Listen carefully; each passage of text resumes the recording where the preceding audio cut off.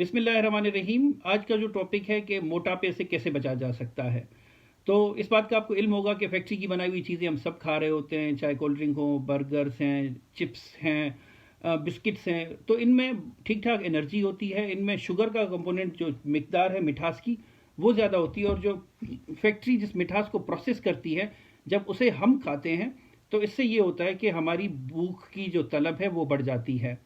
तो number one हमें ख्याल ये करना है कि हमें फैक्ट्री की बनी हुई चीज़ों से कभी कभार खा ली तो फाइन, लेकिन रोज़ाना की बुनियाद पर खुद को और अपने बच्चों को इससे हमें दूर रखना चाहिए। नंबर सेकंड ये कहते हैं कि अच्छी नींद पूरी हो।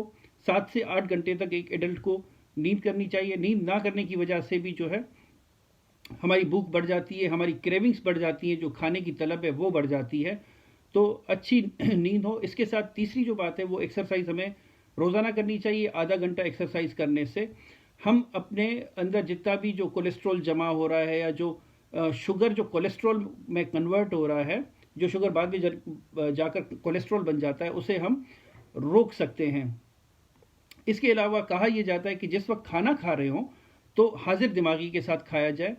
उस वक्त मोबाइल को देखना, टीवी को देखना, अखबार पढ़ना ममनू है, क्योंकि आपकी तवज्जो उन चीज़ों की तरफ चली जाती है तो उस पर हमें पता नहीं चलता, हम ज़्यादा खा लेते हैं।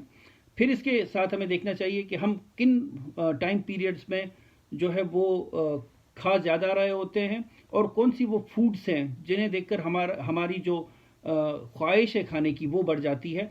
तो हमें इस चीज़ को समझना चाहिए कि उस वक्त हमें ख़ुद पर कंट्रोल करने की ज़रूरत है। अगर अच्छी सेहत है तो हम सेहतमंद हैं, हम सेहतमंद हैं तो हमारी फैमिली सेहतमंद है, हमारा माशरा सेहतमंद है। आखिर में मैं बात करूंगा स्ट्रेस की वजह से। चूंकि स्ट्रेस की वजह से अगर स्ट्रेस जारी रहता है तो बॉडी में एक हार्मोन है जिसे कोर्टिजोल कहते हैं, जो आपकी किडनी से रिलीज होता है, वो भी मोटापे का सबब बनता है। तो आए सब मिलकर इस चीज़ पर काम करें कि हमने वो फूड खानी है जो कि नेचुरली बनी हुई हो। जिस तरह मैं अक्सर अपनी फैमिली में भी रिकमेंड करता हूँ कि प्योर गंदम की पिसी हुई जो आटा है उसको इस्तेमाल किया जाए, बजाय इसके कि वाइट आटे को इस्तेमाल किया जाए। वाइट आटे का इस्तेमाल, याद रखें कि उसमें उससे जो जिगर पर चर्बी बनने का मामला है वो ज़्यादा हो जाता है।